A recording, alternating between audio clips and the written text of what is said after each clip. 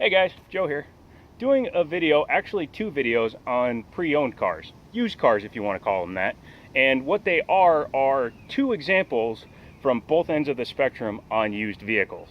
Now I'm not saying that that means that they're two completely different types of vehicles. What I mean is one vehicle has been very well maintained, taken care of, a couple tasteful modifications. The other car was a car that was purchased by somebody who just wanted the car. Either they liked it when they first got it and then decided they didn't want to have anything to do with it anymore, or they just decided after a few years of ownership that they didn't need to maintain the vehicle anymore, that they didn't really care about it as much as they originally did. Or they just kept it and kept it and kept it and finally decided to go ahead and get rid of the vehicle, get something new, when what they should have done is traded in a lot sooner so another person could take care of the vehicle, could maintain the vehicle, could treat the vehicle with the love it deserved. So this is the first vehicle I chose, and this is the example of the really nice used vehicle. This is a 2014 Dodge Challenger RT. I believe this has the Rally package on it, but it might just be the American package. I think they did some weird packages back in the day. Walking up on it, you can see that it's pretty much in unmolested condition. And one thing I wanted to point out is how clean this car is. Yes, it's 2.5 years old, but it still has been well maintained. I've seen 2-year-old cars that look like, unfortunately, crud. You look at the wheels here. There's no curb rash, there's no damage. It's got really nice tires on it still. You coming down the side, the decals aren't messed up. There's no scrapes, scratches, door dings on this one. Even the back wheels and tires are in exceptional shape. Now, the one modification that I'm spotting on this vehicle, and you heard it when I first started this video, is it has the Mopar catalog exhaust system on this one. Might just be axle back mufflers. I haven't crawled underneath the vehicle, but that's a good addition. I like that. As you know, I'm partial to my muscle cars. This one is finished in white with the red stripes on it and is currently for sale for $24,995, which in my opinion is a damn fine deal, because this vehicle, if you bought the 15 version, yes, you'd get a few modifications, a different body, things like that, would probably cost you in the neighborhood of $7,000 to $10,000 more. Let's take a look at this thing on the inside, and I'll show you a few of the non-features of the car, and then we'll take it for a drive. Look, it's a giant lump of plastic. No, in all seriousness, no, folks, this is the 5.7 liter Hemi V8. Basically saved Chrysler. Let's try to pop this top off here. There you go. See, there is actually a motor under there.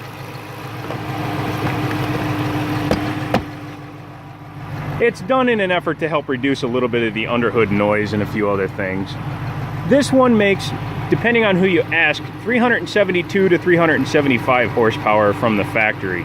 Very plain underneath there, of course. This one doesn't have any of the special edition cold air intakes or anything like that, seeing how it's just your regular old RT, as if saying that is a bad thing. It's a very large vehicle, as you can see.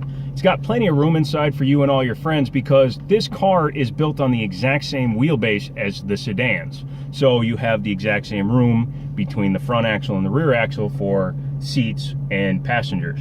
Now, they did extend the length of the doors and push the front seats back a little bit in comparison to the sedans, but you would not be uncomfortable back there. I mean, obviously, back seat middle on the hump kid, he's never going to be happy, but at least he has some room back there.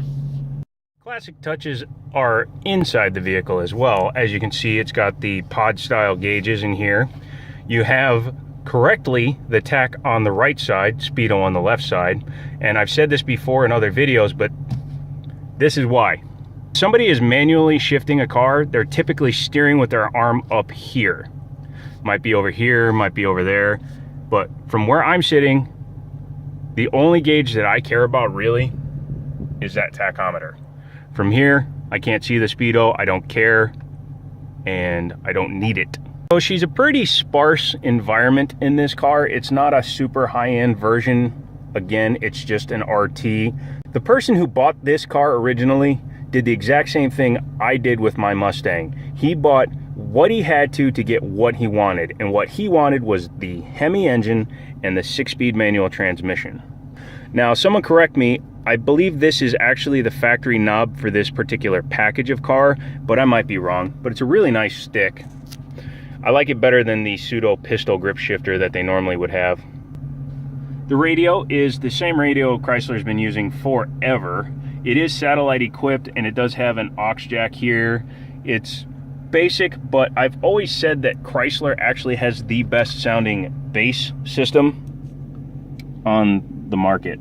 Can't see anything in there because it's too flippin' dippity dark, but it does have the lighted USB port as well as a power port. Pure analog temperature controls, nothing digital at all. It's all knobs with indentations for each setting, so that's nice to have. Steering wheel, again, this is a basic steering wheel. I kind of wish they had done like a more specialized steering wheel for this car. Like the Mustangs don't have a standard Ford steering wheel, but this steering wheel is in everything. The Ram, the Durango, the Dart. Well, actually, I think the Dart has a different one now, but this is the family standard steering wheel, and I think that should have changed when they did this car.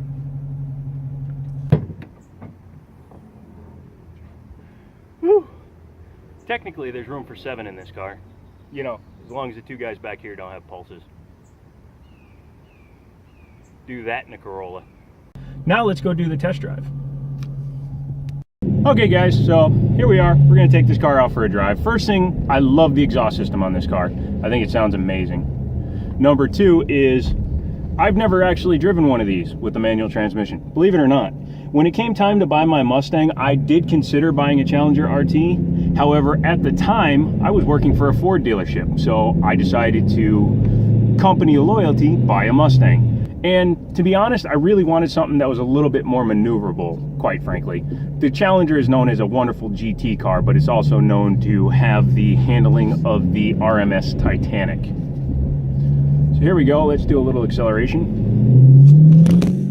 I don't know how many of you were watching that, but it actually fell over because of how much body motion there was when I accelerated. So I won't be accelerating that hard this time, kids. This has the Tremec 6-speed transmission. Tremec has been making Chrysler's manual transmissions for quite a long time, since the original Viper, of course. And it's a good transmission. The clutch is very light on its take-up, maybe a little bit overly light for my taste, but that could also just be because of the way the previous owner drove it. This car does have 11,000 miles on it.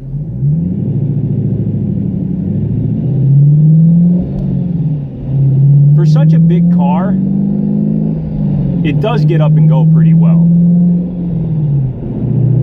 I'm not going to keep trying to film any acceleration runs because I don't have a proper mount right now, and it keeps making that thing fall over. So, yeah. But just my first impressions on it, it rides about the same as a 300, about the same as a Charger, yet it feels more enclosed, obviously, since it's a 2-door. So taking this roundabout much faster than I did it in the Colorado diesel from the previous video, and although it does have quite a bit of body motion and it jumped, I still feel like I can control it fairly easily. So overall, to me, this feels like a very solid, well put together car. Almost feels like a brand new car, to be honest with you. I'm sure there's 1 or 2 things that are a little bit more broken in, like the engine has 10,000 miles on it now, so that means it's had time to get through its break-in period. So quite frankly, it probably is a little bit quicker than the first day the owner owned it.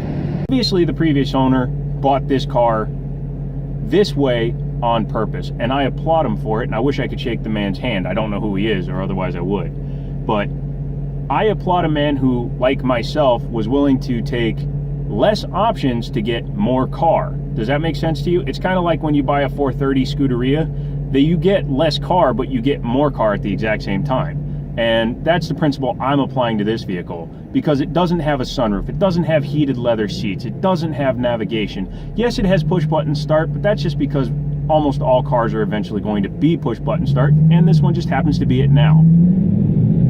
But he got 6-speed manual transmission, V8 engine, tons of power, tons of torque, and tons of fun. Now, I don't know what he traded it in on. I wish I knew, but since it came into us, I would almost assume he had to have traded it either for a Camaro or a Corvette. At least that's my hope. He may have traded it for a pickup truck, and to each their own. Well, we're almost back to the dealership now.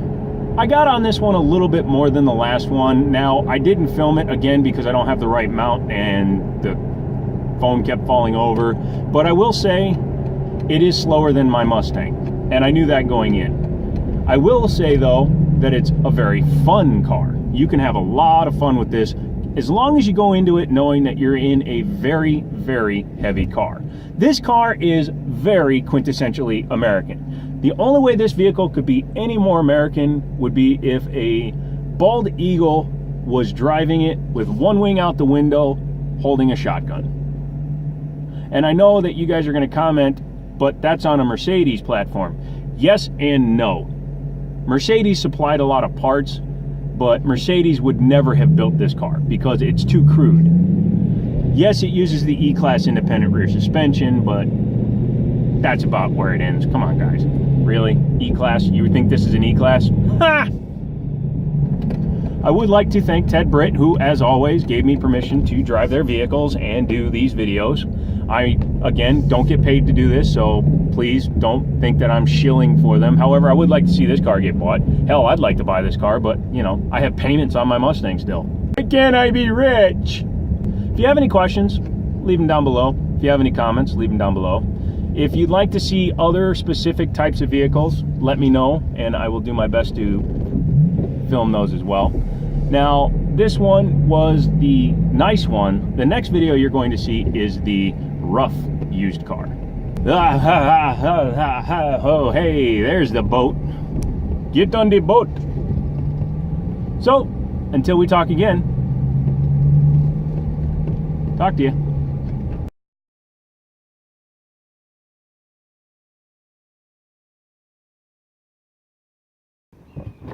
Like you've never gotten into the trunk of a car for a video before. Hey, what's up?